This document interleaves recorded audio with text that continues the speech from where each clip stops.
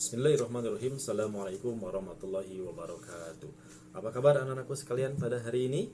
Alhamdulillah, semoga Allah Subhanahu wa taala senantiasa memberikan kesehatan kepada kita semua. Baik, sebelum kita belajar, mari kita sama-sama berdoa dulu. Ista'id du'aan. A'udzu billahi minasyaitonir rajim. Bismillahirrahmanirrahim. Allahumma anfa'na bima 'allamtana wa'allimna ma yanfa'una wazidna 'ilman nafi'a. Rabbi zidna 'ilma warzuqna fahma birahmatika ya arhamar rahimin. Amin. Wa qala Allah ta'ala fil Qur'anil Karim, a'udzu billahi minasyaitonir rajim. Bismillahirrahmanirrahim. والذي جعل لكم الأرض ذلولا فامشوا في مناكبها وكلوا من رزقه وإليه النشور. Artinya, dialah yang menjadikan bumi itu mudah bagi kamu, maka berjalanlah di segala penjurunya dan makanlah sebagian dari rezekinya, dan hanya kepadanya lah kamu kembali setelah dibangkitkan. Surat Al-Mulk ayat 15. Alhamdulillah, baik anak-anakku sekalian yang dirahmati Allah Subhanahu wa taala. Hari ini kita bertemu lagi di mata pelajaran geografi. Kita akan melanjutkan modul yang masih sebelumnya ya. Karena modul ini sebetulnya sampai semester 2. Ini tercetak semester 1 ya. Jadi seharusnya tidak ada semester. Jadi ada 1, 2, jadi disatukan. Kita akan melanjutkan modul 9 ya, halaman 36 ya. Insya Allah pada hari ini kita akan membahas tentang Allah pencipta kekayaan alam, sumber daya alam Indonesia. Allah Subhanahu wa taala berfirman di dalam surat Al-Baqarah ayat 29, A'udzu billahi minasyaitonir rajim. Bismillahirrahmanirrahim. والذي خلق لكم ما في الأرض جميعا ثم استوى إلى السماء فسواهن 7 سماوات وهو بكل شيء عليم. Dialah Allah yang menjadikan segala yang ada di bumi untuk kamu. Nah, jadi di dalam ayat ini Allah Subhanahu wa taala menjelaskan menciptakan bumi ya yang begitu luasnya. Kalau ini katanya Indonesia ya, bukan seluruh dunia, tapi hanya sebagian kecil dari bumi ya. Nah, Allah ciptakan ini adalah semuanya untuk kamu, untuk kita sebagai manusia. Manusia diciptakan Allah untuk hidup di bumi itu dengan baik. Maka Allah ciptakan berbagai macam kebutuhan manusia. Apa saja? 1, manusia butuh yang namanya makanan. Betul? Kalau kita tidak makan, apa yang terjadi? Lapar. Lama-kelamaan lemas, sakit, dan akhirnya bisa meninggal. Kedua, kita butuh minum. Kita haus kalau tidak mendapatkan air. Ya, kemudian bisa sakit dan akhirnya meninggal. Kemudian kita pun butuh tempat tinggal. Apa? Rumah. Tempat tinggal untuk berteduh, tempat tinggal untuk melindungi diri dari cuaca buruk, ya, panas, hujan, dan dari yang namanya binatang buas. Nah, maka manusia membutuhkan yang namanya tempat tinggal. Manusia butuh apa? Kendaraan. Manusia butuh apa? Listrik. Manusia butuh apa? Energi dan yang lainnya. Nah, kebutuhan manusia tersebut Allah penuhi. Allah ciptakan yang namanya alam. Ya, berbagai ya, benda, berbagai kebutuhan Allah ciptakan untuk manusia. Karena memang Allah ciptakan untuk manusia. Ya. Nah, kemudian benda-benda yang Allah ciptakan ya di bumi ini ada yang berupa benda mati ataupun benda hidup. Ya, semuanya Allah ciptakan di bumi pasti memiliki manfaat, pasti memiliki fungsi. Untuk siapa? Untuk memenuhi kebutuhan manusia. Coba setiap hari kita makan, kita mengkonsumsi makanan, ya. Dari mana? Ya, menggunakan benda. Ya, yang berasal dari kekayaan alam. Ya, kekayaan alam yang Allah ciptakan di bumi ini. Dan nasi, kita setiap hari makan nasi. Dari mana nasi itu? Ya, dari padi yang diolah, yang dimasak. Ya, dari beras yang berasal dari padi. Padi yang ditanam di sawah. Ya, Allah ciptakan.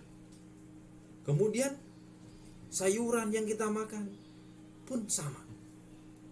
Ikan yang kita makan berasal dari perairan, baik itu ikan laut, ikan sungai, ataupun ikan kolam. Ya. Kemudian juga Allah ya ciptakan bahan untuk membuat nih namanya baju. Dari mana? Dari kafas. Kafas ini kemudian diolah ya, kemudian menjadi benang, benang menjadi kain ya. Disebutnya itu ada dari benang dari kapas ya yang ditanam kemudian diolah menjadi benang ya. Itu namanya apa? Ini namanya proses industri ya, di mana manusia mengolah bahan-bahan tersebut ya menjadi benang, disebut pamintalan ya, pemintalan. Kemudian menjadi kain, kain dijahit kemudian jadilah baju ya. Apalagi ya, kita setiap hari menggunakan kunci untuk rumah, kunci untuk motor. Di sana ada namanya bahannya dari besi. Besi dari mana? Dari biji besi. Nih di belakang Ustadz ya, banyak sekali ini ya. Biji besi ya di Indonesia itu luar biasa, banyak sekali. Nih ada biji besi ya. Nah, biji besi. Nih biji besi. Allah ciptakan untuk manusia. Ya. Begitu juga yang lainnya. Ya, kendaraannya, alat komunikasi, semuanya pasti berasal dari alam. Siapa yang menciptakan? Allah Subhanahu wa taala. Semuanya untuk memenuhi kebutuhan hidup manusia. Nah, maka di sini kita bahas ya. Lalu apa itu kekayaan alam? Kekayaan alam yang telah Allah ciptakan itu apa sih namanya? Nah, jadi kekayaan alam adalah semua benda yang Allah ciptakan. Jadi semua benda yang Allah ciptakan. Baik itu benda hidup maupun benda mati. Ya kalau benda hidup ya benda-benda seperti batu, ya, biji besi, kemudian ini kapas dan sebagainya. Ya. Kemudian kalau benda hidup, ya kalau benda hidup seperti apa? Hewan, tumbuhan dan sebagainya. Jadi benda mati dan benda hidup berbeda. Nah ini Allah ciptakan untuk memenuhi kebutuhan manusia. Jadi kekayaan alam juga disebut dengan sumber daya alami, ya, sumber daya alam. Nah, ya, di Indonesia. Nah, jadi tahukah antum apa sajakah kekayaan alam yang telah Allah ciptakan, terutama di Indonesia ini, tempat di mana kita saat ini tinggal? Nah, kita bahas hari ini. Ya, ada jenis-jenis kekayaan alam. Yang pertama adalah berdasarkan sifatnya. Ya, kekayaan alam atau sumber alam terdiri dari dua, yaitu pertama sumber daya alam hayati. Apa itu sumber daya alam hayati? Adalah sumber daya alam yang berasal dari makhluk hidup. Nah, sumber daya alam hayati ini ya di Indonesia itu beragam, banyak sekali. Ya, contoh apa? Berupa tumbuhan. Jenis tumbuhan di Indonesia itu banyak sekali. Sekarang lagi musim namanya daun ya, jenis talas. Berbagai macam daun, bentuknya pun berbeda-beda, luar biasa, banyak sekali ya. Kemudian berbagai jenis hewan, satu jenis hewan saja bisa berbagai macam. Contoh kupu-kupu, bentuknya subhanallah, Allah ciptakan kupu-kupu dengan bentuk yang berbeda. Kuda banyak sekali ya jenisnya, ada kuda zebra, ada kuda balap ya, dan kuda yang sebagainya yang lainnya. Kemudian Allah ciptakan juga yang namanya hutan yang luas, luar biasa. Namun antum tahu kemarin di sini nih Kalimantan Selatan ya, kita lihat di berita terjadi banjir besar ya, ketika musim hujan datang, apa yang terjadi? Banjir besar. Belum longsor. Kenapa? Akibat hutan yang ada di Kalimantan Selatan itu ya dipangkas semuanya, ya. Hutannya dibabat semuanya. Kemudian diganti dengan bangunan-bangunan, diganti dengan tumbuhan jenis lain, ya, yang akhirnya apa? Tidak bisa menyerap air dan terjadilah banjir. Kemudian jenis hayati ini juga seperti pertanian. Di Indonesia banyak sekali jenis pertanian. Kemudian hasil perkebunan, ya, kopi, teh, segala macam, jagung, semua banyak sekali di Indonesia itu. Termasuk hasil laut, ya. Makanya banyak negara-negara yang ingin menguasai Indonesia itu. Kenapa? Karena kekayaan alamnya. Mulai dari kekayaan yang ada di daratan, termasuk di lautan, ya, banyak sekali, ya. Apalagi di Natuna, ya. Di Natuna ini banyak sekali dari sini, ya, banyak sekali ikan yang diambil, yang dirampok oleh negara-negara, ya, termasuk di antaranya Cina yang mengambil, ya, kemudian hasil kekayaan alam kita, termasuk kekayaan alam yang lainnya, ya. Makanya banyak negara-negara penjajah yang ingin menguasai negeri kita. Kenapa? Karena kekayaan alam yang Allah berikan di negeri kita. Nah, kemudian berikutnya adalah sumber daya alam non hayati. Apa saja sumber daya alam non hayati itu? Apa? Yakni sumber daya alam yang berasal dari benda mati. Nah, ini yang tadi maksud, ya. Contohnya lahan pertanian yang luas, air, ya. Kemudian apalagi kita punya dua musim hujan dan musim kemarau, ya. Kemudian udara, kita butuh udara yang segar. Kemudian sinar matahari, alhamdulillah Indonesia full, ya, dari Sabang sampai Merauke, alhamdulillah, ya, semuanya tersinari matahari. Kemudian garis pantai, wah, bahkan Indonesia itu, ya, memiliki garis pantai terpanjang di dunia, urutan ketiga kalau tidak salah, ya.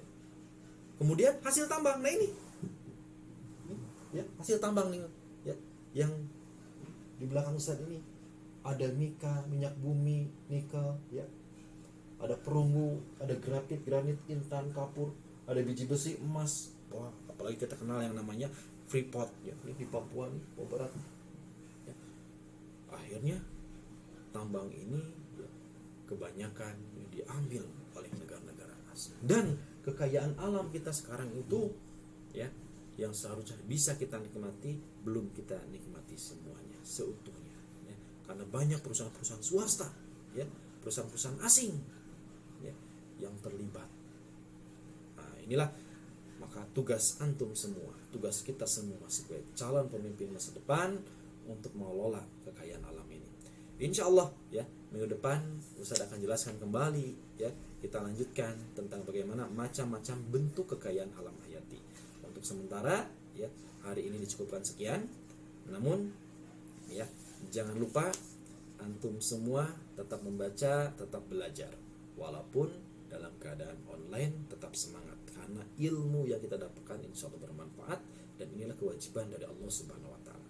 Demikian, ya, bisa Ustaz sampaikan materi hari ini. Mudah-mudahan ada manfaatnya. Mohon maaf apabila kesalahan. Kita tutup dengan hamdalah, alhamdulillahirabbil alamin, dan doa akhir majelis. Subhanakallahumma wa bihamdika asyhadu an la ilaha illa anta astaghfiruka wa atubu ilaik. Wassalamualaikum warahmatullahi wabarakatuh.